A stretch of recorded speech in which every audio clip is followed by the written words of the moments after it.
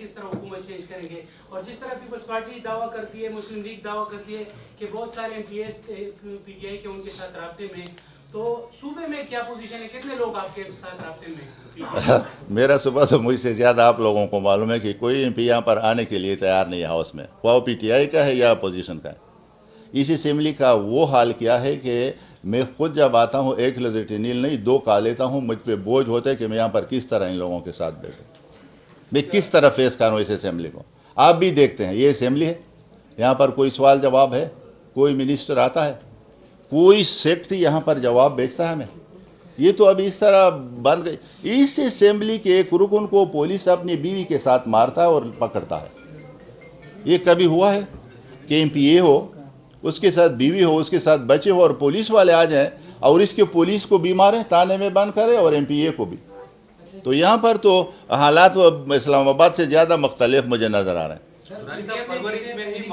تو کیا ان کو پہلے کوئی کامیابی ملی کہ ابھی آخری بار جو تحریک عدم اعتماد کی بات کریں اس میں کس طرح کامیابی ملی؟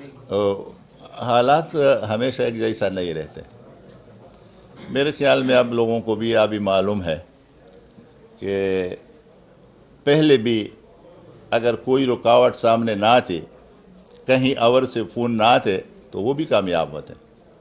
ابھی ہمیں اطمینان ہے کہ لوگوں کو احساس ہو چکا ہے کہ آدمی نے ملک کو تباہ کیا، ابھی اس کو ہم کھلے میدان میں چھوڑ دیں کہ وہ صحیح مقابلہ کرے، جو مقابلہ جس طرح ہوتا ہے، اور صحیح مقابلہ ہوگا تو یہ تو ڈیر ہوگا۔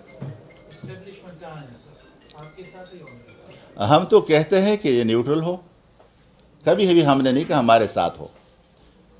اگر کسی کے سہارے آپ کوئی کام کر رہے ہیں تو آپ وہ نہیں کر سکتے، آپ خود لوگوں کا سہارا بنیں۔ اور انشاءاللہ ابھی جو حالات ہیں آپ لوگ بھی زیادہ جانتے ہیں، اور ہم بھی محتاط انداز میں آپ سے بات کرتے ہیں کہ جب ایک ہفتہ آئے گا تو آپ لوگوں کو خود معلوم ہو جائے گا کہ حالات اس ملک کے ابھی کتنے بدل گئے ہیں۔ سر، فروری مارچ کا آغاز ہو چکا ہے، تو کیا کہتے ہیں آپ کا جو 23 مارچ کو اعلان کیا گیا ہے مارچ کا، تو کیا اس سے قبل ہی جو عدم اعتماد ہے وہ کامیاب ہو چکی ہوگی، آپ کا مارچ ہوگا؟ ابھی تو میرے خیال میں 7 تاریخ ہے نا، 7 تاریخ ہے۔ ریکوزیشن کا آپ کریں گے تو 14 دن اس کا ٹائم ہے لاسٹ، اور ہمارا جو اسپیکر صاحب ہے قومی اسمبلی کا، تو آپ لوگوں کو معلوم ہے کہ وہ کس طرح اپنی مرضی پہ کام کرتا ہے۔ تو ہم تو چاہتے ہیں کہ ہم جمع کریں، اور اگر ان کے پاس اپنے ممبر پورے ہیں تو 4 دن میں اجلاس بلائیں۔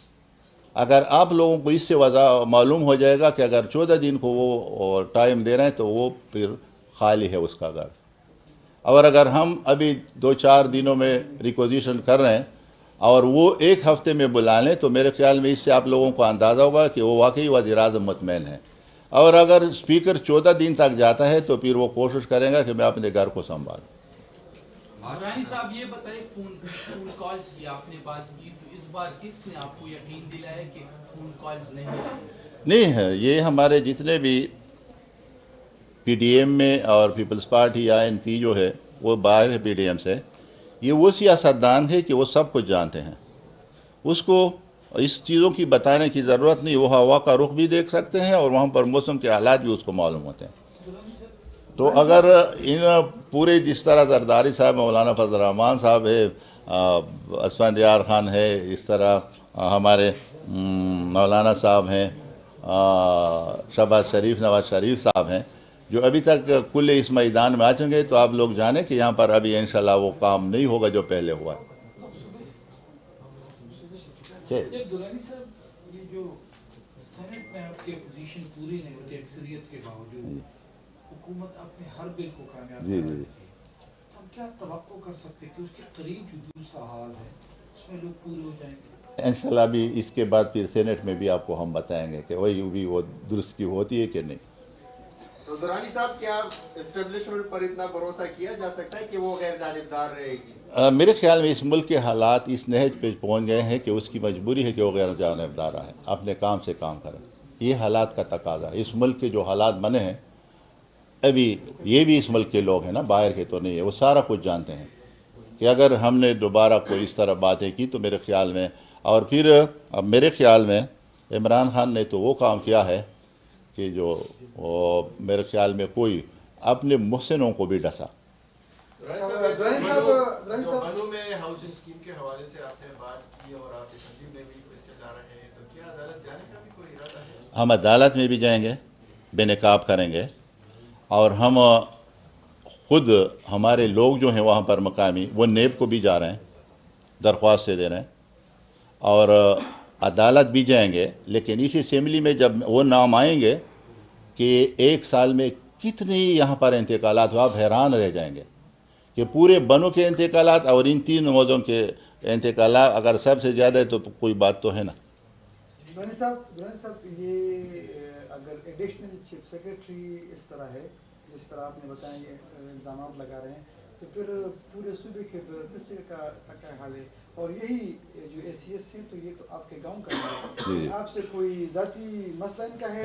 نہیں، یہ تو اس طرح بات ہے کہ میں ابھی آپ کے سامنے اقرار کر رہا ہوں کہ یہ غلطی بھی مجھ سے ہوئی ہے کہ اس کو میں نے سپورٹ کیا ہے. اور یہ سیکشن آفیسر تھا پنجاب میں، اور اس کے گھر والے میرے پاس آئے مینت سماجت کر کے کہ اس کو سیکشن افسر کو لائیں، اور پھر چیف سیکرٹری نے اس کو غلنائی کے PA بنا دیا، اس کے بعد DCO سوات بنا دیا، اس کے بعد DCO کوارڈ بنا دیا، اس کے بعد اورگزائی کا PA بنا دیا. تو تھوڑا سا مجھے اللہ معاف کرے، میں تو وہ آدمی ہوں کہ اپنے لوگوں کے ساتھ صوبے کے جو بھی ہمارے آفیسر ہیں، یقین جانیے میں نے ابھی جو میں وہاں پر وفاق میں بھی تھا اس کا میں نے بڑے سب کا خیال رکھا ہے. اور ہمارے جیسے لوگوں پہ ہونا بھی چاہیے کہ اگر آپ کے لوگ ہیں اس میں کچھ ٹیلنٹ ہے تو اس کو آپ لاگے آئیں. ابھی مجھے اس کے اندر کی باتیں تو نہیں معلوم تھی، میں تو اس کو چہرے کو دیکھتا تھا، اور اس کے وہاں پر جو میرے پاس لوگ آئے تھے اس کو میں دیکھتا تھا.